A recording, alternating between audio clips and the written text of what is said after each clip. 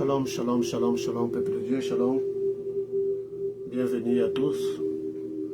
Nous nous retrouvons encore une fois de plus dans notre émission que nous appelons Parole aux auditeurs. L'émission Parole aux auditeurs est une émission qui a pour but d'expliquer certaines réalités spirituelles qui nous affligent.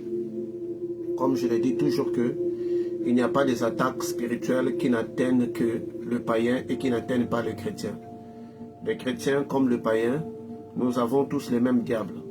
Donc, les mêmes attaques que Satan afflige aux païens, ce sont les mêmes attaques que Satan aussi essaie d'affliger aux chrétiens. Mais si nous ne connaissons pas comment ces choses fonctionnent, c'est fort et probable que nous pourrons facilement en être des victimes et en souffrir des conséquences très dramatiques. Donc, dans l'émission Parole aux auditeurs, nous présentons une réalité spirituelle et ensuite nous ouvrons un espace aux questions. Comment cela fonctionne? Les gens peuvent poser directement leurs questions en écrivant sur le numéro qui s'affiche sur WhatsApp, et où les gens peuvent, pour ceux-là qui sont depuis la radio, ils peuvent regarder sur le tableau de la radio. En haut, il y a l'icône de WhatsApp. Juste cliquez dessus et posez votre question. Nous allons le recevoir. Et certaines personnes, s'ils sont dans un endroit très calme, ils peuvent appeler, interagir pour poser soit des questions. C'est comme ça que nous procédons. Mais nous ne posons pas de questions maintenant. C'est juste après avoir exposé les réalités spirituelles. C'est après que nous aurons l'opportunité de poser des questions. Donc, Parole aux auditeurs a pour ce but-là d'expliquer des choses que nous ne pourrons pas expliquer à la chair, puisque la chair est constatée pour l'évangile et pour expliciter certaines réalités spirituelles qui sont liées au Christ ou qui sont des combats, mais pas forcément aller dans la profondeur comme nous pourrons le faire avec la parole aux auditeurs. Voilà pour cette raison que nous avions préféré mettre cette tranche, mettre ces programmes à part pour permettre d'approfondir et de parler de certains sujets sans tabou et surtout des réalités spirituelles qui nous affligent. Aujourd'hui, nous avons un thème très spécial. Donc, c'est les groupes spiritualité chrétienne. Moi, c'est le professeur Patricio de Jésus. Vous êtes en direct avec nous sur la Parole aux auditeurs. C'est une émission qui se passe chaque vendredi à 22 h heure de Paris. Donc aujourd'hui, nous avons un thème très important. Comment se protéger contre les maladies traditionnelles mystiques. Ici, les maladies traditionnelles mystiques, nous parlons de ce genre de maladies que d'ailleurs la majorité des Africains connaissent. Il y a beaucoup des maladies traditionnelles où la personne se réveille, sa jambe commence à gonfler, sa peau commence à détériorer. Il y a plusieurs maladies traditionnelles mystiques que nous ne pourrons pas tous citer les noms parce qu'en Afrique on regorge beaucoup. Et dans plusieurs pays là où il y a des pratiques de vaudou, il y a tant de maladies traditionnelles mystiques. Quand on dit des maladies traditionnelles mystiques, ce sont des maladies, même si vous allez voir des médecins modernes, ils ne pourront pas vous soigner. Il faut aller soit dans la tradition ou soit venir vers Dieu. Mais dans la tradition, il n'y a pas toutes les maladies qui sont soignées. La majorité des gens, ça les emmène à la mort. Pourquoi? Parce que la tradition, comme vous le savez, qui invoque des esprits, ce sont des pouvoirs lucifériens. Ce sont que des branches de Satan. Satan ne combat pas Satan, comme nous dit la Bible. Donc le diable ne peut pas combattre le diable. Donc les démons vont se remplacer en atténuant un peu les douleurs ou les symptômes. Et la personne aura l'impression d'être guérie, mais la personne est toujours malade. Mais en fait de compte, on se rendra compte que malgré tout ce qu'ils ont fait, la personne meurt. Moi, pendant il y a longtemps, j'étais parti observer des activités dans une église. Bon, je dirais pas une église, mais ce sont des sectes qui se considèrent comme des églises. Et dans ces sectes-là, il y avait un pasteur, soi-disant un pasteur, qui faisait sortir des choses des corps des malades. Donc il faisait sortir des souris, des tessons, des pièces d'argent, tant de choses, en les aspirant avec sa bouche et ces choses tombaient. C'est vrai que ces choses tombaient. Et les personnes, à l'instant, ils avaient l'impression de se sentir mieux, d'être guéris. Mais après plusieurs jours, on entendait que ces personnes-là étaient mortes. Et c'était étonnant de voir que la personne, soi-disant la chose qui les rendait malades, venait d'être extraite, mais et qu'on signalait encore que toujours que cette personne était morte. Donc pour dire quoi? Pour dire que le diable ne peut pas empêcher, un démon ne peut pas empêcher un autre démon de vous faire du mal. Le minimum qu'il pourrait faire, c'est de remplacer l'autre démon pour le faire plus mieux. Donc les maladies traditionnelles, on ne pourrait pas tous les nommer parce que je ne connais pas le nom de ces maladies-là en français. Comme vous entendez, ce sont des maladies traditionnelles. Donc certaines ne sont même pas, ne portent même pas de nom français. Mais chaque pays africain, quand on parle, ou bien chaque pays là où il y a des pratiques spirituelles dangereuses, de la magie noire, quand on parle des maladies spirituelles, mystiques, des maladies traditionnelles mystiques, ils savent exactement de qu'est-ce qu'on est en train de parler. Lorsque nous disons comment se protéger contre les maladies traditionnelles mystiques, certainement, certains chrétiens là où ils sont, ils peuvent dire oui, mais la prière suffit, nous sommes des chrétiens, il suffit de prier, tout ira mieux. Non. Non, c'est ça l'erreur que beaucoup de gens font. Puisque quand on parle de maladies traditionnelles mystiques, il va d'abord comprendre comment ces maladies-là fonctionnent. Et ce n'est pas le simple fait de faire une prière que cela va fonctionner, parce qu'il y a des conditions spirituelles qui ont fait que cette maladie puisse vous atteindre. Donc, la prière ne peut pas suffire si déjà vous êtes vulnérable contre quelque chose que vous ne comprenez pas d'abord. Les maladies traditionnelles et mystiques, au départ, il faut comprendre que ce sont des esprits. Ce sont des esprits qui entrent dans un corps humain et qui se manifestent en forme d'une maladie. C'est ce qui rend le traitement de ces maladies-là compliqué et difficile. Donc vous pourrez aller à l'hôpital, vous prenez des comprimés, vous prenez des médicaments. Ces médicaments-là ne vont faire aucun effet parce que derrière toute maladie traditionnelle que vous connaissez, il y a réellement un esprit qui avait été envoyé pour vous attaquer. Et la particularité des maladies traditionnelles mystiques est que ces esprits-là sont configurés par rapport à vous. Donc, par exemple, si l'on met une maladie à votre nom, d'autres personnes peuvent passer, ça ne va pas se déclencher jusqu'à ce que vous passiez par là. Et ça va se déclencher juste avec vous parce que ce sont des maladies sur mesure, des maladies faites pour un individu. Donc, voilà pourquoi je dis on peut être chrétien, le traitement de ces maladies-là peuvent être complexes pour la simple raison que ce sont des maladies faites sur mesure. Mais puisque ce sont des maladies faites sur mesure, je donnerai un exemple. Moi, quand je grandissais, la riva de ma mère avait mis une maladie traditionnelle à la porte de la maison. Et cette maladie avait pour but de faire pourrir la jambe. Donc, faire comme si la jambe avait des blessures, la jambe avait des plaies. Et cette maladie était destinée pour ma mère. Mais moi, en venant de l'école, j'étais la première personne à passer sur ça. Dès que j'ai passé sur ça, les jours suivants, j'ai commencé à sentir des démangeaisons. Très vite, au moins de 5 jours, il y a ma jambe, droite qui commençait déjà à pourrir.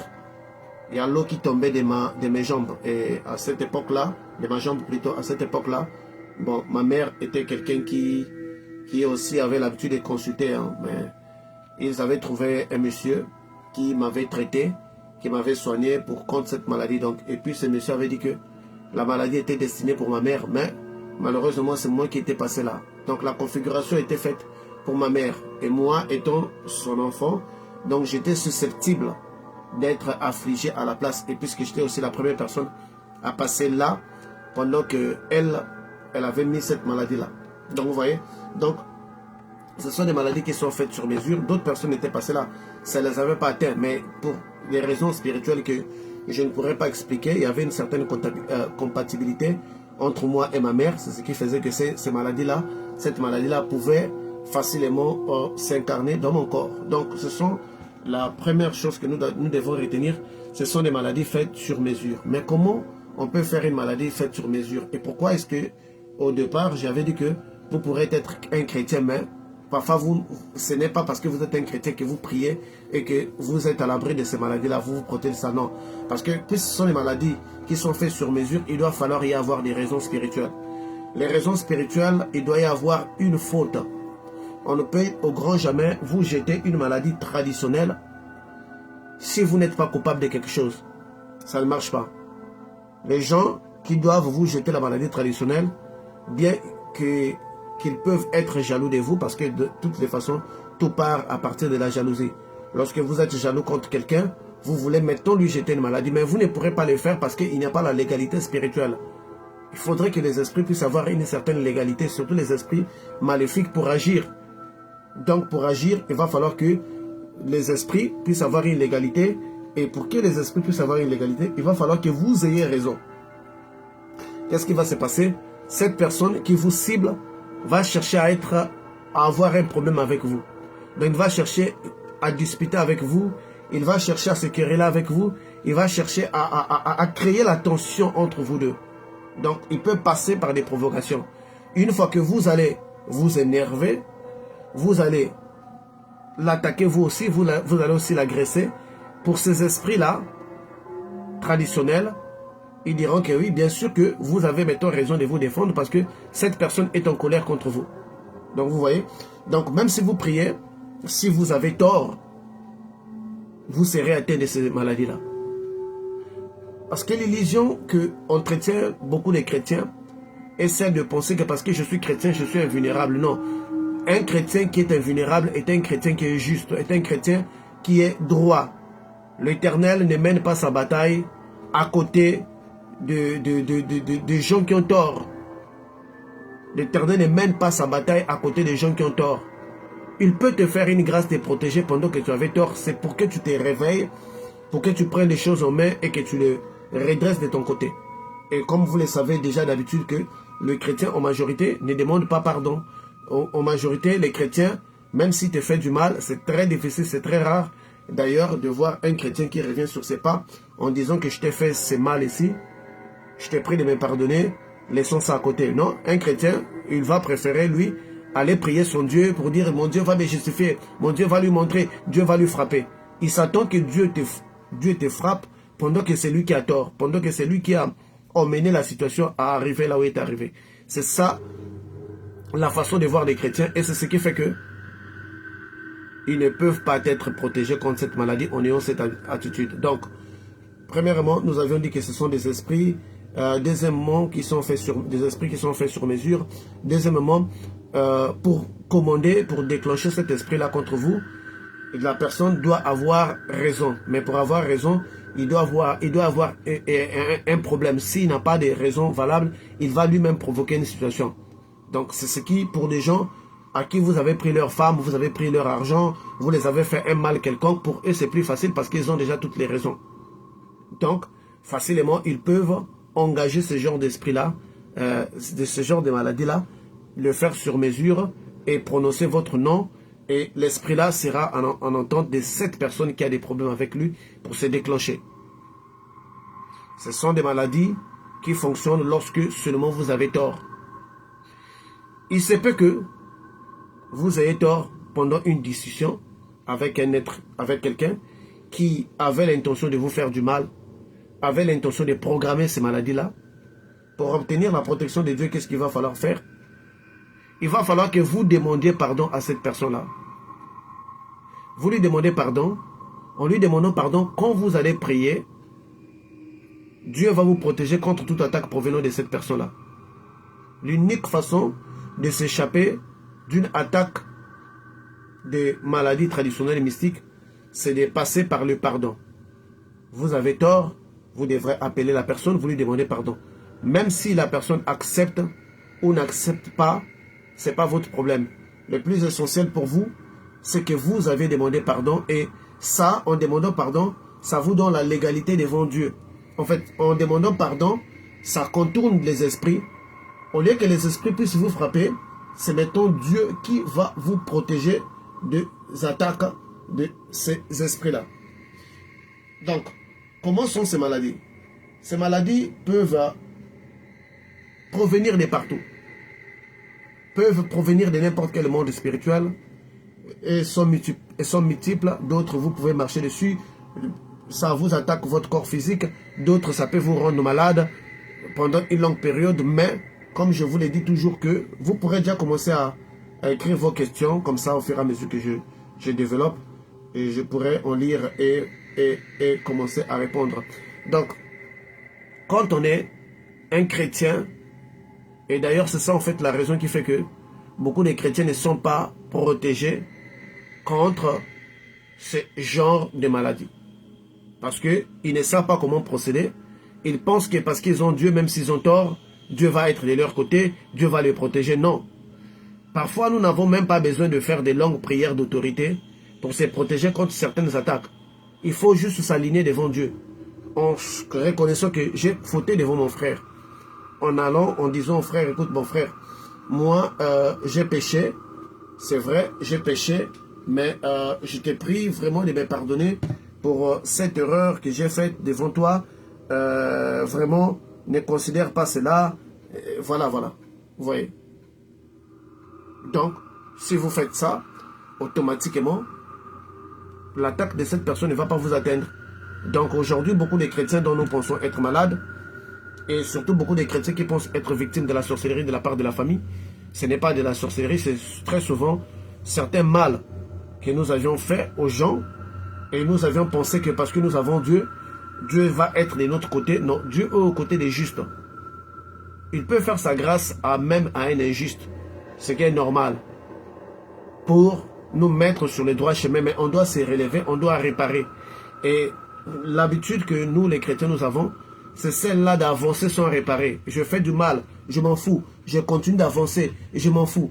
Et on fait des comptes avec cette attitude-là, on finit par se cogner à un mur spirituel. Donc les maladies traditionnelles sont très efficaces, sont très dangereuses, mais elles fonctionnent à base des raisons. Parce que c'est une maladie qui doit être faite sur mesure. Et pour ma mère, cela m'avait atteint parce que justement si ma mère avait tort. Parce qu'au départ, cet homme-là, donc mon père, était avec cette femme-là. Donc ma mère l'avait ravi de cette femme-là, qui s'appelait Yvonne. Donc ma mère avait ravi mon père de cette femme-là, Yvonne. Et lorsque Yvonne viendra faire le fétiche, automatiquement, ma maman était vulnérable. Moi-même, j'étais vulnérable. Donc, quand la mère... C'est ça, en fait, le danger que j'aimerais signaler. Quand les parents sont vulnérables, automatiquement, les enfants aussi sont vulnérables. Le fétiche d'un enfant peut se limiter à un enfant. Mais le fétiche d'un parent peut arriver jusqu'aux enfants. Parce que dans l'esprit, le père représente toute la maison. C'est pour cette raison que quand vous lisez la Bible, vous ne verrez pas l'Éternel dit qu'il punit la faute des fils au père. Je ne sais pas si vous avez déjà remarqué cette logique-là. L'Éternel punissait la faute des pères jusqu'aux enfants, jusqu'à la 4e génération. Mais il faisait sa bonté jusqu'à la 1000e génération. Donc, il punissait la faute des pères aux fils. Les esprits, c'est comme l'Éternel ne le fait plus. Parce que dans la Bible, mettons, chacun doit payer pour sa faute devant l'Éternel. Mais les autres esprits agissent toujours dans cette logique-là. Donc, la faute d'un fils n'est pas punie, n'est pas léguée à un père. Donc, l'Éternel ne punissait pas les pères parce que leurs fils ont fauté. À moins que l'Éternel ait interpellé le père et que le père n'ait rien fait, comme dans le cas du sacrificateur Élie, dont l'Éternel avait notifié que tes enfants sont en train de voler dans les temples, ils sont en train de faire des choses qui ne sont pas bonnes. Mais lui, aimant plus ses enfants que les sacerdoces, il n'avait rien fait. Voilà pourquoi l'Éternel, en tuant ses enfants, lui aussi, il mourut ce jour-là. Mais sinon que, quand une maladie est préparée pour des parents, automatiquement, ça peut atteindre des enfants. Et c'est ce qui fait que beaucoup de parents chrétiens, nous avions parfois constaté que nous avons des enfants qui ont des maladies mystiques qui ne sont pas censées être en eux. Mais parfois, en réalité, cette maladie-là n'a pas pu nous atteindre à cause de notre dimension de prière ou bien à cause de notre consistance, mais qui facilement peut affliger, peut frapper votre enfant. Et très souvent, on dit quoi? On dit non, c'est la volonté de Dieu, je prie que mon enfant soit né malade. Mais non, parfois si on fait l'examen de conscience, Dieu n'est pas là pour commencer à punir des petits bébés qui viennent de naître. Qu'est-ce qu'il gagne avec ça? Certaines choses que nous disons, et c'est la volonté de Dieu, en réalité plusieurs d'entre elles ne sont pas la volonté de Dieu. C'est notre mauvaise façon d'agir qui emmène. Donc les maladies traditionnelles peuvent être faites par un prêtre vaudou, peuvent être faites par un sorcier, peuvent être faites par votre ennemi, par n'importe qui. Mais si vous n'avez pas tort, la personne ne serait pas à mesure de lancer son attaque contre vous. Parce que les esprits mystiques, les esprits démoniaques vont chercher une certaine légalité pour agir contre vous. Dès maintenant, au moment où vous avez tort, si vous faites preuve de l'humilité, parce que Dieu fait grâce aux humbles, il résiste aux orgueils. Donc si vous faites preuve de l'humilité, vous appelez cette personne, vous dites que, ah mon cher, je pense avoir débordé mon langage, je n'aurais pas dû dire ça, je n'aurais pas agir comme ça, donc je regrette beaucoup d'avoir dit ceci, vraiment je t'ai prie de me pardonner de tout cœur. Ne le faites pas, comme je vois certains chrétiens, j'avais vu des chrétiens qui s'étaient disputés, on lui demande de demander pardon. Il vient, il dit, je te demande pardon, il tourne les dos. Non, on a dit non, ce n'est pas un pardon. Le pardon doit toujours venir du cœur. Le pardon doit toujours venir du cœur. Donc si le pardon ne vient pas du cœur, ce qui revient à dire que ce n'est pas un pardon valable. Or, beaucoup de nous chrétiens, il y a certains pardons que nous demandons, c'est juste une formalité. Mais ce n'est pas vraiment le regret, le réel regret qui vient au très profond de notre cœur. Alors avec ce genre de pardon-là, les maladies traditionnelles et mystiques ne peuvent que nous atteindre. Donc toutes les maladies dans lesquelles certaines personnes peuvent souffrir ne sont pas forcément, ne viennent pas forcément des sorciers. Des sorciers dans le monde spirituel, des sorciers du cercle, des sorciers de la famille. D'autres sont réellement des problèmes que nous-mêmes nous sommes allés chercher. Et puis ces gens-là se sont retournés contre nous. Ils nous affligent ce genre de maladies. Et comme je vous ai dit que ce sont des maladies, une fois que vous en avez, qui conduisent à la mort. Je pense qu'une fois nous étions en pleine émission, il y a la sœur Guylaine Maloba qui avait posé la question, qui avait envoyé un audio en disant que son oncle était parti faire la politique dans la capitale de son pays.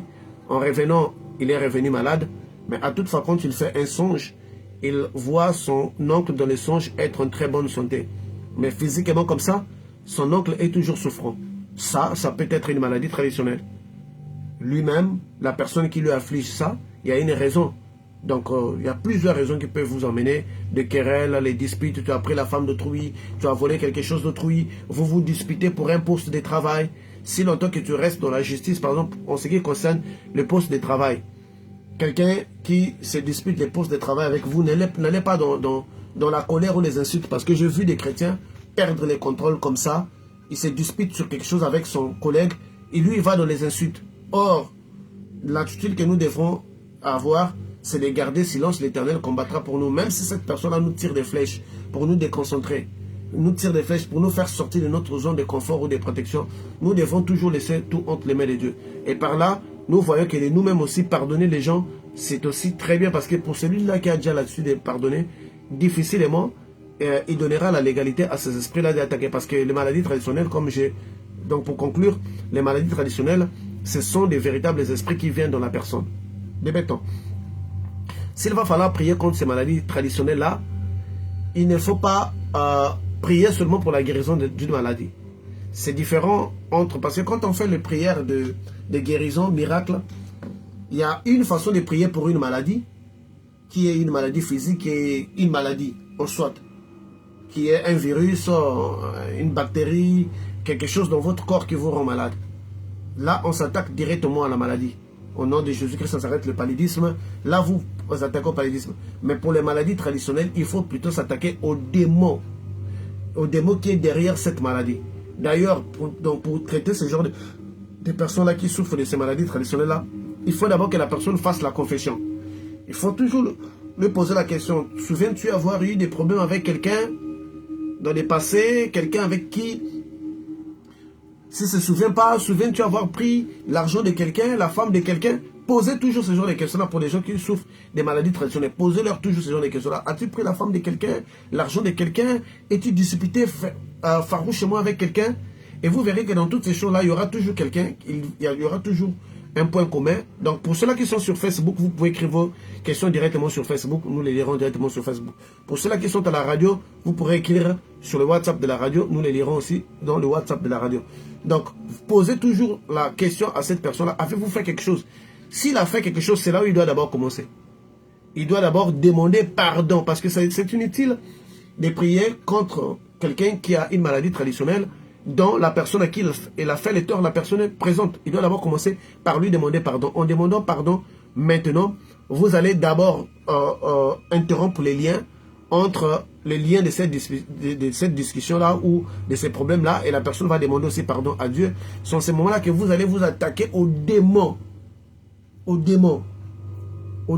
responsables de cette maladie-là. Donc vous ne prierez pas comme pour un virus, mais vous allez parler, vous allez vous adresser à un esprit de ce genre. Mais pour les maladies traditionnelles, il est vraiment recommandé spirituellement de traiter toujours cela en ayant toujours recours à l'huile d'olive. Vous pouvez faire une prière sur place, la personne se guérit.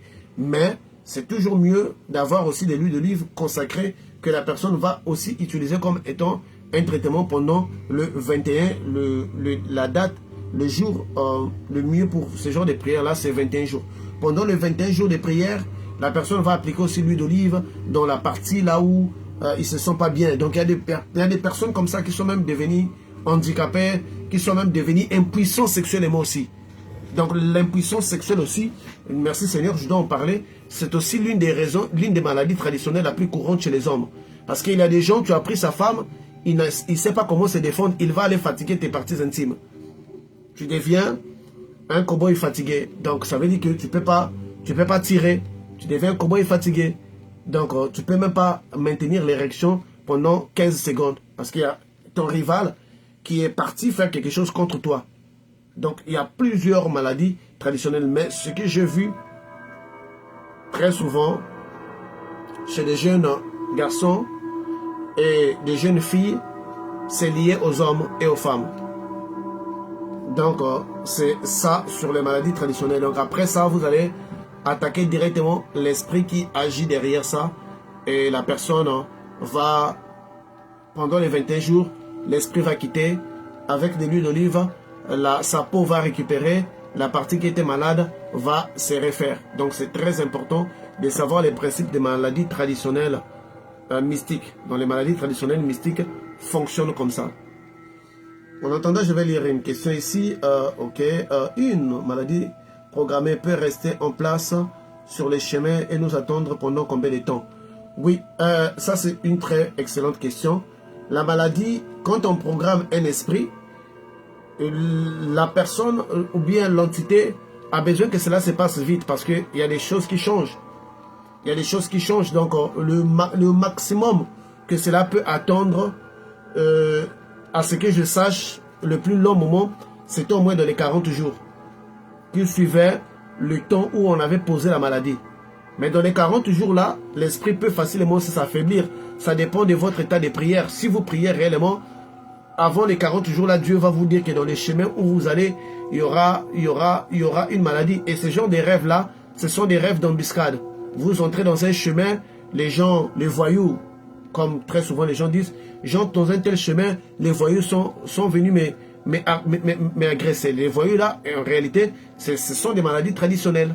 Ce sont des démons qui représentent des maladies traditionnelles. Donc vous pourrez voir même que vous voulez rentrer dans votre maison, mais à votre porte de la maison, il y avait des esprits, il y avait des gens qui vous ont combattu, qui vous ont tout dépouillé. Donc ça veut dire qu'il y a quelque chose dans la porte. Donc si vous priez en vrai, vous saurez déjà comment les neutraliser. Donc ces maladies-là peuvent rester pendant 40 jours s'ils ne sont pas détruits. Mais s'il y a quelque chose, et ça, il faut que je vous signale, quand vous avez mis une maladie traditionnelle, si quelqu'un qui prie pour les vrais passe par là, il est détruit. Il est détruit. Et c'est toujours ça que je dis aux gens. Si vous êtes un couple, vous voulez vivre ensemble dans une nouvelle maison ainsi qu'autre, ayez toujours l'habitude de prier dans la porte d'entrée. Lorsqu'un serviteur de Dieu véritable entre dans la porte de votre maison, s'il y avait une maladie là, la maladie va être détruite. Neutralisée. Donc si vous priez pour les vrais, cette maladie-là, si quelqu'un qui prie pour les vrais entre dans votre maison, il va détruire cette maladie-là. Si c'était mis dans votre bureau, quelqu'un qui prie pour les vrais, s'assoit sur votre siège de bureau, ça va neutraliser cette maladie-là. Donc ça peut rester jusqu'à 40 jours. Ça dépend de l'activité de la prière de la personne. Ça dépend aussi, donc si la personne dans les 40 jours revenait à cet endroit-là, automatiquement cette maladie peut se déclencher. Parce que c'est vraiment comme des poudres en fait. Ça se déclenche. Moi, je me rappelle quand ma mère était malade, quand on avait fait appel aux prêtres catholiques pour venir aider, pour venir prier pour la maman. il devrait venir plutôt avec notre oncle appelé Ernesto. Ernesto devait accompagner le prêtre catholique parce que c'est lui-même qui avait pris les prêtres catholiques. En prenant les prêtres catholiques, il lui avait donné de l'argent pour distraire maman afin que maman meure. Mais quand ces prêtres catholiques-là venaient pour aider maman, pour faire des fausses prières à maman, pour que maman ne cherche pas d'autre solution pour qu'elle meure, elle a constaté que maman avait un grand cœur, maman lui donnait de la nourriture, même malade, maman s'élevait, allait dans la cuisine pour lui faire à manger, et les prêtres étaient touchés par la générosité de maman. Il s'est dit, mais attends, cette femme est trop bonne pour que moi je puisse participer au complot de sa mort. Et c'est là où il dira à maman, moi je vais revenir tout seul, mais je vais te dire qu'est-ce qui se passe. Et le prêtre là va revenir tout seul, va dire à maman que non, Ernesto m'a contacté pour que je puisse te distraire afin de ne pas chercher des solutions jusqu'à ce que ils te détruisent spirituellement, que tu meurs. Mais moi j'ai été touché par la qualité de ton cœur. Tu es bon, tu es bonne plutôt, tu es très généreuse, alors je ne peux pas contribuer à ça. Mais l'unique façon que moi je peux faire, je peux programmer, faire un piège contre lui. Quand il va venir, ce piège-là va se déclencher contre lui-même. Et il va, j'étais là ce jour-là, il va faire des prières, il a pris des poudres qui ressemblaient à la poudre des chasses comme ça qu'on met dans des balles, des carabines là, je sais pas, comment on appelle des armes de chasse là. Il y a les poudres de chasse là qui sont dans des cartouches rouges là. Il les a ouverts, il a fait je sais pas quoi, et puis quand il les a brûlés, ça fait tss, il y avait la fumée qui était montée vers la porte. Et Ernesto était maintenant allé chercher ces prêtres catholiques là pour venir chez maman. Il arrive chez les prêtres catholiques étaient sortis avant lui. Ernesto, dans ce sens de la sorcellerie, il a compris que le prêtre l'avait dévancé. Alors il a pris le bus, il est venu, les prêtres aussi, et dès que le prêtre a fini son travail, il est parti. D'ailleurs, c'est ce jour-là qu'il nous avait fait des incisions. Je porte encore des marques des incisions, qui nous avait fait des incisions pour que les retombées ne retombent pas sur nous, donc toute la maison. Le prêtre est parti, pas plus d'1 heure, Ernesto, on voit Ernesto qui vient. Dès qu'il met son pied à la porte, il crie « Ah, Juliana, Juliana, Juliana, Juliana, vous mi mato. Juliana, donc tu m'as tué, tu m'as tué, tu m'as tué. » Maman dit « Mais je t'ai tué comment ?» Il a dit « Ah, Juliana, tu m'as tué, Juliana, vous mi mato, mi prima. » Il a commencé à crier comme ça. Donc, ma cousine, tu m'as tué, tu m'as tué, tu m'as tué. Et nous, puisqu'on était aveugles, on ne comprenait rien. Et puis après ça, Ernesto, les jours suivants, est tombé très malade. Son visage était gonflé. Je n'ai jamais vu un visage gonflé comme ça. Et il était mort. Vous voyez, donc c'était programmé. Et les prêtres là avaient dit que je le fais contre lui. Donc, nous avons une autre question ici. Lorsqu'un enfant est atteint de maladies mystiques à cause des parents, si les parents demandent pardon, l'enfant sera-t-il guéri? Il faut toujours la prière parce que le diable vient par nos erreurs, mais il ne sort pas par lui-même. Quand le diable entre déjà, il faut une force pour les faire sortir. C'est très facile de faire rentrer le diable dans votre vie, mais ne pensez pas que le diable va sortir de lui-même. Donc, il rentre dans la facilité, il sort toujours avec une force. Donc, il va falloir que les parents appliquent une force spirituelle pour que le diable puisse s'en aller. Sans ça, le diable n'ira pas, il sera là, malgré que les parents demandent pardon. Ils vont profiter de l'ignorance des parents. Nous, les parents doivent, après avoir demandé pardon, demander à une personne qui prie, reconnaître leur pardon, intercéder envers Dieu en leur faveur, couper les liens, fermer cette porte parce que ce que vous fermerez sur la terre sera fermé aux cieux, sur le ciel sera fermé aux cieux plutôt. Et à partir de là, vous prierez pour l'enfant en lui appliquant toujours de l'huile d'olive qui est censé être notre traitement pour ce genre de maladies traditionnelles pour restaurer le corps de l'enfant. Donc les parents doivent être sûrs avoir causé. Bon, très souvent des enfants que j'ai vus avoir ce genre de problèmes, c'est parfois le père, il avait pris la femme d'autrui, la femme avait pris les maris d'autrui, c'est les rivales qui fatiguent les couples, vous voyez. Ce sont des cas très délicats, il faut qu'ils arrivent à vraiment mettre l'ego à part, à reconnaître qu'ils ont fait un mal quelque part. Voilà pourquoi les enfants souffrent. Mais généralement, vous savez, les gens se trouvent toujours dans la raison. Je protège mon mari, c'est moi, c'est lui-même qui est venu vers... Je vis des gens, non, c'est lui-même qui me drague. C'est un homme marié, c'est lui-même qui me drague. C'est pas moi qui lui dis de me marier, de me draguer. C'est une erreur. Ça vous protège pas. Vous serez exposé. Vous serez exposé.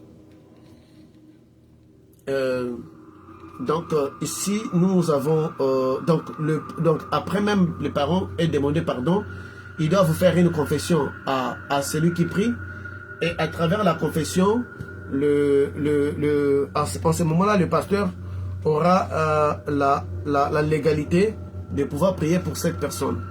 Nous avons une question ici du Congo-Brazzaville. J'aimerais savoir si les maladies héréditaires rentrent aussi dans cette catégorie. Non, les maladies héréditaires ne rentrent pas dans cette catégorie. Les maladies dont nous parlons, ce sont les maladies que vous connaissez. Par exemple, en Afrique centrale, nous avons le Mwanza. En Afrique centrale, par exemple, en RDC, il y a une fameuse maladie appelée le Mbassou. Le Mbassou, oui, le Mbassou, c'est une maladie que les gens en souffrent beaucoup là-bas et qui pourrissent une partie de leur corps. C'est ça des maladies traditionnelles. Donc les maladies héréditaires, ça vient un peu plus loin parce que ça sont par des alliances. Les drépanocytoses, tout ça, ce sont des alliances de parents, des arrière-grands-pères qui se perpétuent, c'est pour alimenter les esprits. Dans des maladies traditionnelles, ce sont ces trucs-là. Chaque pays, dans d'autres pays, on appelle ça la maladie de l'éléphant, où les pieds gonflent, d'autres même, par exemple, en Afrique centrale, il y a aussi une maladie qu'on appelle... dans la tradition de l'Afrique, plus précisément dans la culture Congo, il y a une maladie qu'on appelle du royaume Congo de Nimilokembi, il y a une maladie qu'on appelle l'équibinda. L'équibinda est une maladie qui fait gonfler le testicule de l'homme. Vous voyez, il y a tant de maladies comme ça. Il y a tant... en Angola, on a l'État là, il y a tant de choses, il y a tant de maladies traditionnelles là, qui sont comme ça. Donc c'est ce genre de maladies-là que je suis en train de parler. Des maladies héréditaires sont vraiment dans l'alliance, parce qu'ils doivent aller de génération en génération. Donc ils sont plus profonds que les simples maladies traditionnelles mystiques qu'on vous jette là. Nous avons une question ici de la France, de la sœur Sarah. Sinon... quel processus pour briser ces liens? Oui, comme je dis, le processus est d'abord commencer à demander pardon. Les chrétiens ne doivent pas passer à autre chose après avoir fait un mal. Cet orgueil, cette attitude, nous les voyons très souvent chez les chrétiens. Il a fait un mal, il ne va pas demander pardon, il va dans sa chambre. C'est même lui encore qui va demander à Dieu d'attaquer cette personne. Il va commencer à écrire des posts, mes ennemis vont tomber, l'Éternel est de mon côté. L'Éternel n'est pas dans le côté de celui qui est coupable. L'Éternel est dans le côté du juste. Le coupable doit demander pardon, parce que la Bible nous dit que si tu vas à l'église pour déposer ton offrande, donc ta prière, tu te souviens que tu as un problème avec ton frère, répare d'abord, résoudre. Donc c'est ça la démarche de l'Éternel. Donc quand je vois un chrétien qui fait le mal gratuitement à l'autre, et puis il dit que mon Dieu va te frapper, mon Dieu va... C'est lui qui te menace, non, mais ça c'est faux en fait. Quand deux chrétiens se disputent, Dieu se positionne à côté de celui qui a raison. C'est comme ça les lois spirituelles. C'est comme ça les lois spirituelles. Le processus, c'est de demander un pardon sincère envers cette personne qui... Parce que des véritables sorciers, s'il veut te faire du mal, il va te provoquer. Voilà pourquoi il ne faut pas réagir à toutes les provocations. Le silence est vraiment l'arme. Le silence est ignorer des gens. C'est vraiment l'art des sages. Les sages, ils sont forts en ignorant des gens et en gardant silence. Ils ne vont pas dans des jeux là de toi tu as dit, lui il a dit, toi tu as dit, lui il a dit. Il va garder un silence, il va te donner une distance que toi-même tu ne vas pas comprendre. Il ne te calcule plus, il te donne une distance, il garde un silence absolu. Juste pour éviter d'alimenter les conflits. Et lui dans son coin, il va se retirer, il va rentrer dans la prière, essayer de voir la situation pour voir s'il a tort ou bien s'il a raison. S'il a tort, il va revenir vers toi pour te demander pardon. S'il a raison, il reste dans son coin, il attend que Dieu fasse justice. Donc les processus, c'est déjà d'abord s'examiner à fond pour être sûr. Nous avons une question. Je voyais là une question. Nous avons une autre question ici. Je vais essayer de voir. Ouvrir. Hein.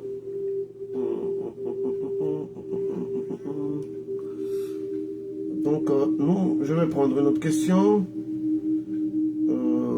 Il y avait une question sur Facebook, mais je pense que la personne l'a retirée. C'est pas grave. Nous te mettons... Oh oui. Je ne sais pas qui a retiré cette question-là. Un frère, il s'est retiré la question.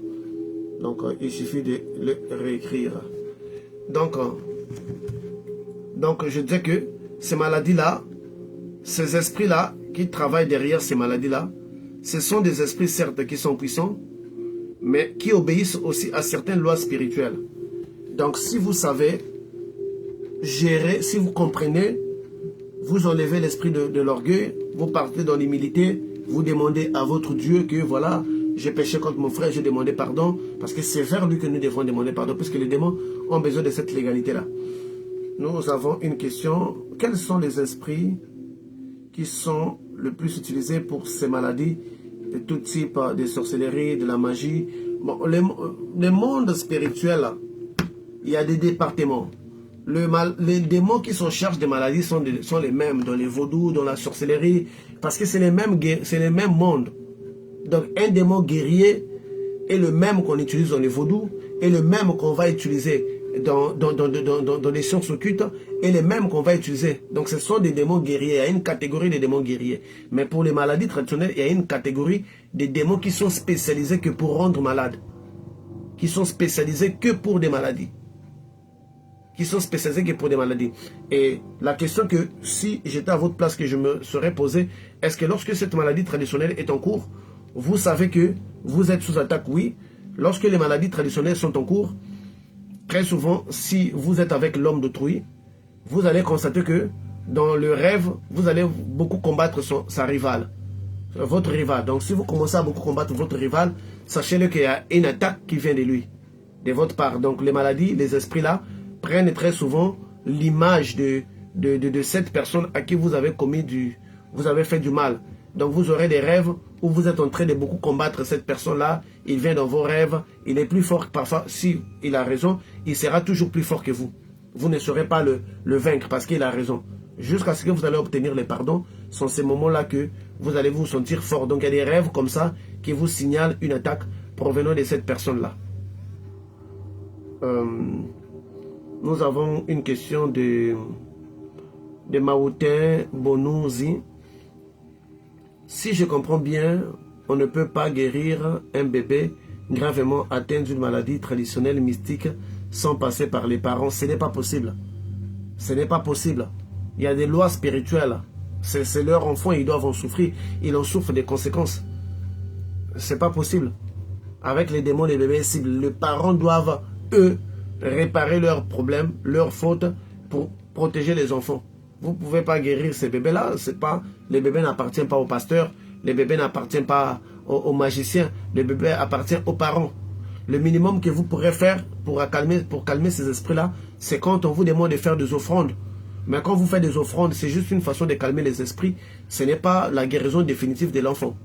Les esprits vont s'apaiser pour un certain moment. Et plus vous les calmez, plus ils auront besoin de l'énergie parce que vous avez commencé à croire en eux. Puisque le diable devient plus fort quand vous commencez à croire en lui. C'est comme le cas des maisons hantées. Les maisons hantées, les démons, les fantômes deviennent plus forts quand vous croyez en eux. Quand vous commettez l'erreur de leur poser la question, qui êtes-vous? Si vous essayez de prendre contact avec un fantôme qui hante la maison, c'est ce moment-là qui devient puissant parce qu'en croyant en lui, vous lui donnez suffisamment d'énergie pour agir. Donc prendre contact ou faire des offrandes, ce sont des démarches inutiles qui ne vont vous faire perdre que du temps. Et puis, en fin de compte, ça ne va rien résoudre. Donc, lorsque vous êtes victime de cette maladie, si vous devez de l'argent à quelqu'un, d'ailleurs, beaucoup de gens qui doivent de l'argent aux gens qui sont mystiques, ils ont constaté que dans les rêves, ces personnes-là leur demandent de l'argent d'une manière, leur suivent, ils fuient, ils ne peuvent pas passer sur les chemins de cette personne-là. Quand tu les vois, ils se cachent. Ça veut dire que la dette-là est allée à un autre niveau spirituel. Mais si ce n'est pas à un autre niveau spirituel, c'est fort probable que vous ne rêvez plus cette personne-là, c'est fini. Vous n'allez plus les rêver. On va juste vous rappeler, vous devez telle personne. Ah oui, je dois telle personne. Ah, je dois faire un effort de les payer. Mais quand quelqu'un est mystique, quand vous les devez, vous allez les voir dans vos rêves. Vous allez commencer à les fuir, courir. Il va toujours être plus fort que vous dans votre rêve. Jusqu'à ce que vous allez résoudre la dette. C'est à ce moment-là que tout va aller bien. Nous avons une autre question ici. Donc, est-ce à dire, même si nous avons raison dans une querelle, nous devrions ne rien faire? Mais si vous... Non, attendez, soyons... Enfin, on est en train de parler français. Je ne suis pas en train de parler portugais. Je dis bien que les maladies traditionnelles ne peuvent pas vous atteindre quand vous avez raison. Les maladies traditionnelles ne peuvent pas vous atteindre quand vous avez raison. Ça ne se fait pas.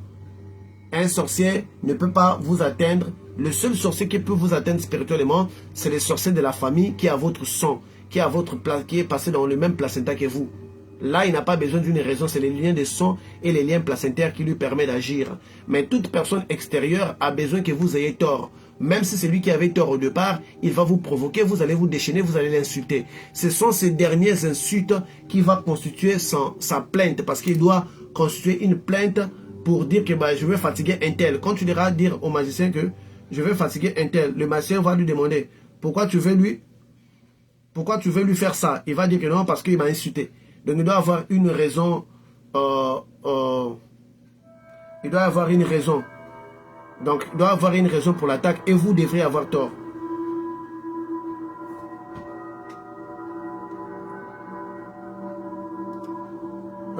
J'ai une autre question ici, là.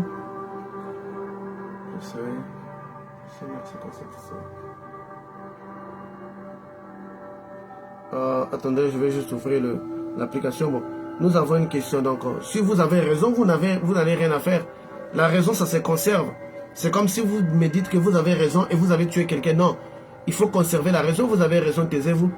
Mais quand vous pouvez perdre la raison, donc par rapport à votre agissement, vous pourrez bien sûr perdre la raison. Donc la raison, elle se conserve. Donc on doit la garder jusqu'à la fin. 5. Dans les affaires d'héritage ou de vente de terrain en Afrique de l'Ouest, il y a beaucoup de décès liés à ce genre de maladies, car de querelles sont beaucoup provoquées durant des réunions. Que faudra-t-il faire alors quand les émotions commencent à abonder? C'est ça le problème en fait de l'Afrique. Parce que les Africains pensent que les choses se résolvent en criant sur l'autre. Ici, nous on attaque par la justice. Tu vas dans la justice et les juges, si tu as raison, le juge va te donner raison. Ils vont, si c'est une affaire familiale, le juge va trancher en ta faveur, on va te donner. Quand déjà quelque chose passe par les juges, c'est fort et probable que vous ayez raison. Donc, les émotions peuvent être là, mais il y a des gens qui vous insultent. Parce que moi, j'ai vu des affaires familiales où des personnes, des gens moins âgés, des enfants, insultent des parents, insultent des tantes, des personnes plus âgées parce que c'est la maison de leur père. Au départ, vous avez raison. Au départ, vous avez raison. Mais vous ne pouvez pas aller dans les insultes parce que raison, c'est faire raisonner quelqu'un. Écoute, bon, c'est la parcelle de notre parent, de notre papa, nous on ne peut pas les céder. N'allez pas dans les insultes parce qu'ils vont vouloir vous provoquer, ils vont vouloir défier. Vous allez voir, vous allez tous mourir un par un. Si vous les répondez par des insultes, c'est en ce moment-là que vous êtes vulnérables. Et si vous commettez l'erreur d'aller vous en premier, d'aller voir les féticheurs pour vous protéger, c'est en ce moment-là que vous commettez encore une autre erreur. Parce que ça, j'ai beaucoup vu ça. Pendant qu'il y a des disputes de terrain au niveau de la famille, le lendemain, il y a déjà de ceux-là qui ne se sentent pas protégés, qui vont déjà courir aller chercher un féticheur pour les blinder contre une telle attaque. Parce que j'ai discuté avec mes tantes, je pense qu'ils vont vouloir faire quelque chose, donc je préfère que je me protège. Déjà, dès lors, la personne a ouvert une porte spirituelle. Donc la personne devient vulnérable, parce qu'il a ouvert une porte spirituelle.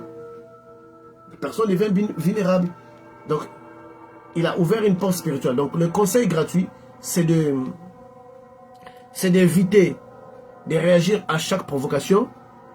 Laissez, si vous avez raison, c'est la parcelle de votre parent, de votre père. Dites-le que c'est la maison de mon père. Je les conserve parce que je suis l'ayant droit. Sans insulter, tout en étant poli. Non, tante un tel, oncle un tel. Ce n'est pas comme ça. Oncle un tel, toi aussi tu as des enfants. Je pense que tes choses, c'est pour tes enfants. Moi, je n'irai pas demander à tes enfants de me donner ça, ça, ça. Oncle, je suis dans mes raisons, je suis dans mes droits. Et tant qu'un enfant, cela me revient au droit. Ne sortez pas dans vos gants pour penser que parce que vous râlez trop, parce que vous menacez, parce que vous insultez, vous allez mourir. Vous serez atteint. Donc, c'est la gestion de ce genre de problèmes-là en Afrique qui emmène que beaucoup de gens puissent être victimes des attaques des maladies traditionnelles mystiques. Et puis, autre chose, c'est le fait aussi que ces personnes sautent en premier d'aller voir un magicien pour les protéger contre soi-disant une attaque qui va venir. Et ils ouvrent la porte aux démons. Et Satan cherche des faiblesses. Il va exploiter tes faiblesses. Il se dit que pour que tu ailles loin avec lui, il va falloir qu'il emmène un démon à t'attaquer. Même si déjà tes parents n'ont rien fait contre toi, mais puisque tu es allé voir les diables va s'aimer la peur, parce que les diables règnent dans la peur. Il va s'aimer la peur en vous, en envoyant ses propres démons, commencer à venir vous combattre avec l'image de votre tante ou de votre oncle, qui va vous pousser à aller encore dans plusieurs profondeurs, faire plusieurs pactes avec lui, qui fera qu'il ait la garantie qu'il a votre âme. Donc, les maladies traditionnelles, elles sont réelles, elles sont très dangereuses, mais elles ne sont pas fortes quand nous connaissons comment cela fonctionne. Nous devons être conscients de comment est-ce que ces maladies-là fonctionnent. À partir de ces points-là, automatiquement, nous pourrons être protégés contre toute chose. Et si vous êtes un chrétien, surtout si vous êtes un chrétien, raison de plus pour gagner, c'est parce que quand vous êtes un chrétien, il ne faut pas... Quand vous êtes un chrétien, il ne faut pas faire un débat sans mettre le nom de Dieu. Soyez vraiment ces chrétiens fanatiques-là, même pendant un débat. Ah, ma tante, la Bible me dit que je serai protégé quand je... Donc, ayez toujours des versets bibliques, ayez toujours des citations bibliques avec vous. Dieu et l'État me donnent le droit. Je crois que par Jésus-Christ de Nazareth, moi, j'ai le droit d'obtenir, parce que vous le savez que c'est ça la logique, c'est notre papa. Ayez toujours Dieu pour défense, surtout quand vous êtes en train d'avoir ce genre de disputes, de discussions. Donc ça, c'était le premier volet. Bon, d'autres maladies traditionnelles aussi peuvent aussi être... il faut toujours que vous ayez tort. La séparation mal digérée par certaines personnes, certains rivales ou certains rivaux qui vont aller, pas rivaux mais des ex, qui vont aller faire des trucs contre vous pour vous rendre malade. Ça c'est possible. Ça c'est très possible que cela aussi arrive beaucoup. Que cela arrive beaucoup. Donc votre ex qui va vouloir vous fatiguer parce que justement vous avez tort. Et beaucoup de femmes aussi que j'ai vues qui souffrent de ce genre de maladies traditionnelles, mystiques. J'ai beaucoup vu de femmes, surtout des jeunes filles. Parce qu'il y a beaucoup de jeunes filles qui pensent ou qui pensaient que tu peux sortir dans la rue, tu vois un homme que tu ne connais pas, tu prends ton argent, tu tailles. Et ça a mené beaucoup de jeunes filles que vous voyez être dans les célibataires, dans les célibats plutôt, un célibat aigu, un esprit de célibat accentué. C'est pas parce qu'il y a un sorcier dans la famille qui est en train de les bloquer. Hein. Beaucoup de jeunes filles que vous voyez là, qui ne peuvent plus se marier là, c'est pas un démon, c'est pas un sorcier qui est en train de les bloquer. Il avait mangé l'argent de quelqu'un. Il avait mangé l'argent de quelqu'un. Et en utilisant l'argent de cet homme-là, elle n'a pas rempli les contrats, elle est partie. Elle a fui, elle ne prend plus l'appel, elle se moque de lui. Oh, je lui ai mangé son argent, mais ça lui donne de la légalité d'aller faire un fétiche contre toi. Il peut aller brutalement à vous jeter une maladie. Ou il peut aussi aller, si c'est quelqu'un qui connaît la sorcellerie ou la magie, il va demander que vous n'ayez plus un autre homme que vous connaissez toujours de la même manière que vous lui avez brisé le cœur. Parce que c'est ce genre de fétiche-là que des hommes font, qui connaissent la magie, disent quoi? De la même manière que tu vas briser le cœur, tous les hommes vont te briser le cœur. Ils scellent le fétiche. Ils scellent le fétiche. Et vous allez même l'oublier, cet homme-là. Vous l'oublierez. Mais partout là où vous allez, ça ne marche plus. Parce que c'est pas votre argent, c'est l'argent de la sueur de front de quelqu'un. D'où vous vient cette idée diabolique de penser que parce que vous avez des grosses fesses, vous allez vous pointer dans la rue, braquer les poches des papas qui sont fatigués, braquer les poches des hommes qui n'ont pas de section en amour en leur promettant et puis vous disparaissez. C'est l'argent de la sueur de son front. Il a tous les droits spirituels, que ça puisse être avec l'Éternel, tout comme avec Satan. Ça fonctionne. Si c'est un chrétien, il a su que vous l'avez anarqué. Il peut dire à Dieu de lui donner la vengeance. Lui, il ne va pas aller, mais va dire, Seigneur, j'ai été trompé par cette personne, fais-moi vengeance, fais-moi. Parce que c'est à lui la vengeance et la rétribution. Dieu va s'en charger de vous. Ça, je l'ai beaucoup vu. Je l'ai beaucoup vu vraiment chez plusieurs jeunes filles. Tu pries pour elles, pour son mariage. Le Saint-Esprit te fait comprendre qu'il n'y a aucun sorcier derrière ça. Ce sont ses voix à elle. Ce sont ses voix à elle. Combien de jeunes filles l'ont fait? Tu ne veux pas un homme, ne prends rien de lui. Tu ne prends rien de lui, ne prends pas son argent, ne disparaît pas dans la nature. Si tu as pris son argent, c'est un contrat sexuel, remplis les contrats. Voilà pourquoi c'est difficile de faire le fétiche à une prostituée. Pourquoi les fétiches n'attaquent pas des prostituées? Parce qu'une prostituée te dit la vérité. Tu me donnes l'argent, je te donne le corps. Elle a pris ton argent, elle t'a donné son corps. Donc il n'y a aucun fétiche que toi tu peux faire contre une prostituée. Ça ne marche pas. Parce que les prostituées ne prennent pas ton argent sans te donner le corps. Elle a rempli ses contrats. Donc devant Dieu, devant les esprits démoniaques, devant les hommes, elle a raison, elle a rempli son contrat. Donc même si tu es un grand magicien, tu vas aller faire les fétiches en donnant de l'argent aux prostituées. Non, ça ne va pas marcher parce qu'elle a rempli. Vous êtes entendu, tu lui as donné de l'argent et elle a donné son corps. Ah, si elle t'a volé, à part le contrat que vous avez fait de sexe, si elle t'a volé, sont ces moments-là que tu peux faire les fétiches seulement pour l'argent qu'elle t'a pris. Et non ce que tu lui as payé pendant qu'elle t'a donné le corps. Voilà pourquoi c'est très difficile. Tu peux être un grand magicien. Pour faire un fétiche contre une prostituée, tu dois avoir d'autres bases légales. Donc le monde mystique de la magie noire travaille par la raison, travaille par les droits, travaille par la légalité spirituelle. Donc il faut toujours éviter d'avoir une conscience que vous avez fait du tort à quelqu'un et vous êtes dans votre coin. Vous êtes dans votre coin. Vous allez le payer. Vous allez le payer. Et ça aussi, j'ai vu aussi beaucoup de jeunes filles faire de magie contre leurs ex. Parce que justement, ces personnes-là étaient venues aussi en leur trompant, en leur mentant. Après avoir découvert leur nudité, ils sont partis pour rien du tout comme ça. Sans rien. Donc, il y a tant de choses que nous pourrons faire qui peut permettre que donner la légalité aux esprits d'utiliser ou à ces personnes-là de jeter des maladies contre vous. Des maladies contre vous. Je vais vous raconter l'histoire d'une fille à qui on avait jeté la maladie de... un envoûtement, parce que ces maladies, à part ces maladies, il y a aussi des envoûtements. On lui avait jeté un envoûtement, donc ses parties intimes avaient l'odeur d'un poisson pourri. Toutefois qu'elle s'accouplait avec un homme, il y avait l'odeur d'un poisson pourri et un liquide verdâtre qui sortait de ses parties intimes quand elle jouissait. Elle n'avait pas ça au départ.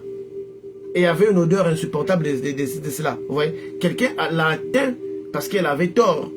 Or, si nous faisons preuve de l'humilité, il y a beaucoup de chutes qui ne vont pas arriver dans notre vie. Quand vous avez tort, vous avez tort. Ne cherchez pas, parce que beaucoup de chrétiens, malgré son tort, il va vouloir que voilà, que Dieu les protège. Donc c'est ça l'erreur que nous faisons. Des maladies traditionnelles, on peut le mettre dans ton travail contre toi. Mais sache-le que quand quelqu'un l'a mis dans ton travail contre toi, c'est justement parce que tu as déjà disputé avec cette personne-là. Il y a déjà eu des querelles. Ayez vraiment la langue facile à demander pardon. Ayez cette langue facile, ça ne tue pas. Ah, vraiment, collègue, je suis désolé, j'étais un peu emporté, tu sais, je connais des moments un peu difficiles là. Vraiment, je ne devrais pas te dire ça. Je t'ai pris de me pardonner, je suis vraiment désolé. Même si après lui, il ne veut pas accepter des pardons. Déjà, dès que tu les fais, ton Dieu est derrière toi maintenant. Si lui va faire quelque chose, ça va se retourner contre lui parce que dès que toi, tu as demandé les pardons, tu as rempli ta part. Donc, il faut juste tenir compte de cela. Donc, pour les maladies traditionnelles, occultes, il faut vraiment avoir raison. Et il faut savoir que pour des maladies qui atteignent les corps, on les pose très souvent dans l'endroit où vous fréquentez, très souvent dans des portes, des activités, le truc surtout des magasins, ceux-là qui ont des boutiques, voilà. Une chose aussi, des gens qui ont des boutiques, qui ont des boutiques, des activités, ayez toujours l'habitude de oindre la porte de votre activité une fois par semaine. Ça ne coûte rien l'huile d'olive. Une fois par semaine, vous choisissez un jour de la semaine. Un jour de la semaine, demandez à un serviteur de Dieu de prier pour l'huile d'olive. Il faut lui dire les motifs que cette huile-là, je vais commencer à consacrer par exemple mon établissement. Il va prier justement pour ça. Donc quand vous choisissez un jour, très tôt ou bien très tard, vous versez quelques gouttes sur la porte, vous faites votre prière. Donc si on avait mis quelque chose, ça va se briser. Si on avait empêché votre clientèle, ça va s'arrêter. Et très souvent aussi, en Afrique, ce genre de trucs, nous les voyons très souvent aussi dans des marchés. Dans des marchés où des femmes vont dans des marchés, l'autre va jeter les fétiches à l'autre, elle n'a plus de clients. Parce qu'il y avait d'abord eu un dispute. Si vous leur posez la question, on va dire qu'on ne s'entend pas avec elle, on s'était disputé. Ça lui donne une illégalité d'envoyer soit une maladie traditionnelle, soit un envoûtement. Donc un envoûtement, les gens ne vont plus venir acheter à ta table. Donc voilà pourquoi la Bible nous demande de demander toujours pardon. Nous demande toujours de demander pardon. Et quand Jacob, pour terminer notre émission, quand Jacob avait vu son frère Ésaü, la première des choses qu'il avait fait, lui avait demandé pardon. Il lui avait appelé même maître. Il lui avait appelé plutôt Seigneur. Il avait appelé Seigneur ton serviteur. Il dit que non, si ton serviteur trouve grâce à tes yeux. Vous voyez, c'est son propre frère. Comment Jacob, quelqu'un qui avait combattu avec l'Éternel, contre l'Éternel plutôt, qui avait vaincu, son combat là avec l'ange dans la chair, il avait vaincu, à celui, on avait donné le nom d'Israël, à celui dont Dieu avait accompagné jusque dans la terre de Laban, de son oncle, qui avait vu Dieu se manifester dans ses finances ainsi qu'autres. Mais il voit la personne à qui il avait fait du mal, il s'est prosterna. La Bible nous dit que quand il l'a vu, il s'est prosterna. Il s'est prosterna 7 fois. 7 fois. Le chiffre 7. Le chiffre 7 est toujours associé pour des pardons. Parce que c'est le chiffre des jugements. 7 jours pour détruire les mondes dans l'Apocalypse, c'est le chiffre des jugements. Donc ce genre de trucs, toujours, il faut faire toujours un travail avec les chiffres 7. Voilà pourquoi je vous ai dit que si vous avez une activité et l'habitude de les oindre chaque 7 jours, que vous allez les faire, vous allez oindre. Parce qu'il faut toujours travailler avec les chiffres 7. Jacob, quand il a vu son frère, il s'est prosterné 7 fois pour l'affaiblir. Et quand son frère arriva, il est salué comme Seigneur. Il dit que ton serviteur trouve grâce à tes yeux, que j'aille à gauche. Il dit que non, mes hommes vont rester avec toi. Il dit non, si ton serviteur a trouvé grâce. Il savait qu'il avait tort. Mais nous, chrétiens, dès qu'on a eu 2 visions des anges, on ne craint plus personne en fait, même quand on a tort. On défie qui que ce soit pendant qu'on a tort. On n'a pas le courage de dire pardon, mais quand on regarde la même Bible là, de Jacob demandait des pardons, des gens comme Job, qui étaient vraiment avec Dieu, il demandait toujours, il faisait toujours des offrandes pour ses enfants, pour que Dieu ne s'irrite pas contre eux. Nous, notre problème, nous prenons tout pour acquis, nous prenons Dieu pour acquis, nous prenons même nos erreurs, nous les transformons en bien par rapport à notre conception donnée.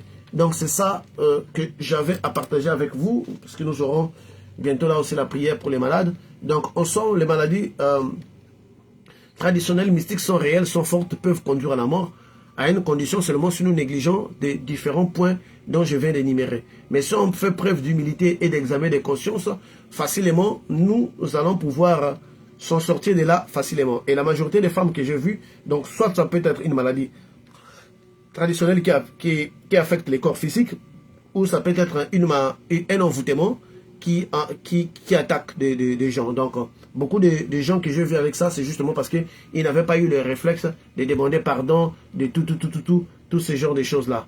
Donc, et ça.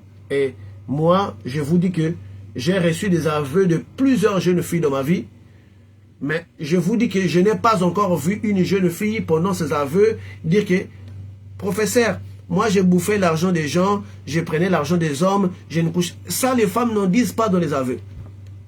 N'en disent pas dans les aveux. Pour elles, ça c'est pas une faute. Ça c'est pas une faute pour elles. Elles ont brisé le cœur des gens, elles ont pris l'argent des gens. Ça c'est pas une faute spirituelle. Ça n'a rien à voir avec les aveux. Elle va dire les rituels au moins qu'elle avait fait, mais l'argent qu'elle avait volé aux hommes, ça ne dit pas. Et puis elle va rester 20 ans en Christ. Je suis arrivé en Christ, je suis toujours célibataire, je ne comprends pas. Mais non, mais est-ce que toi, la délivrance que nous on t'a fait là, on t'a fait la délivrance contre l'argent que tu prends chez des hommes, que tu prenais chez des hommes, ou bien on t'a fait la délivrance contre les esprits de la magie que tu étais allé contacter. Il faut faire la différence des choses.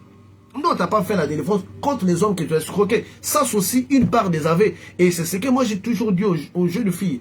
Si vous voulez accéder très vite à une relation stable, à un mariage, et que vous savez que c'était le genre de votre vie, essayez de réunir la majorité des souvenirs que vous aviez. Venez, parce que la délivrance de ça là, ne se chasse pas un démon. Non, démon de tel mari qui est sur vous. Non.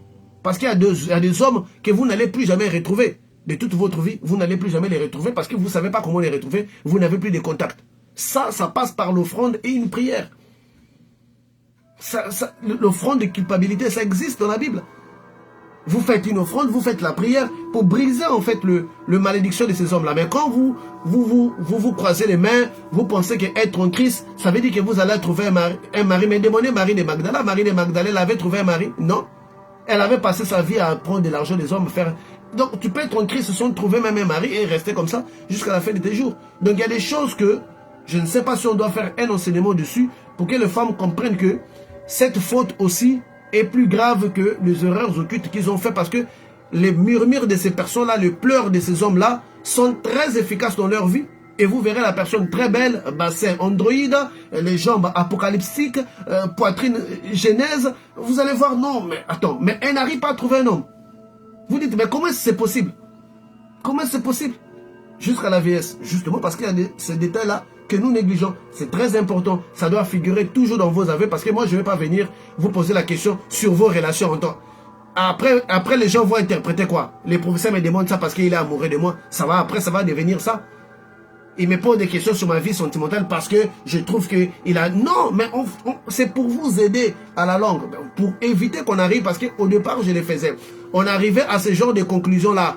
Les gens interprétaient mal mes intentions.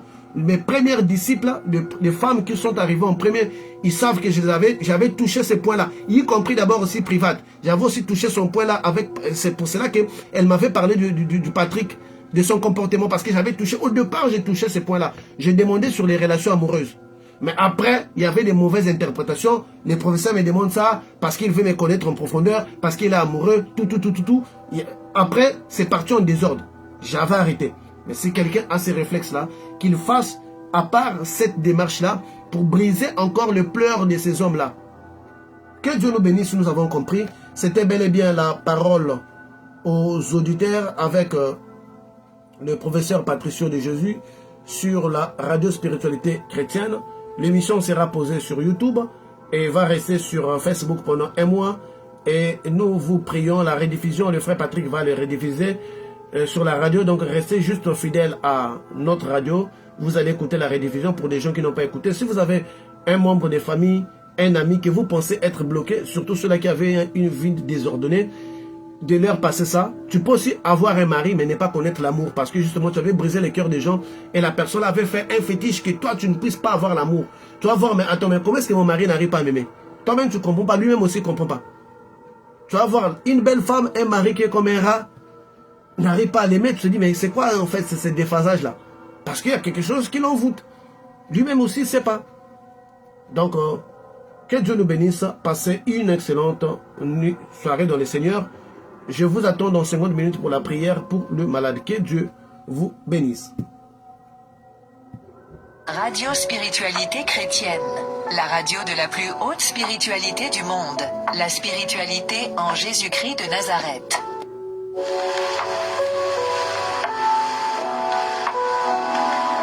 Radio Spiritualité.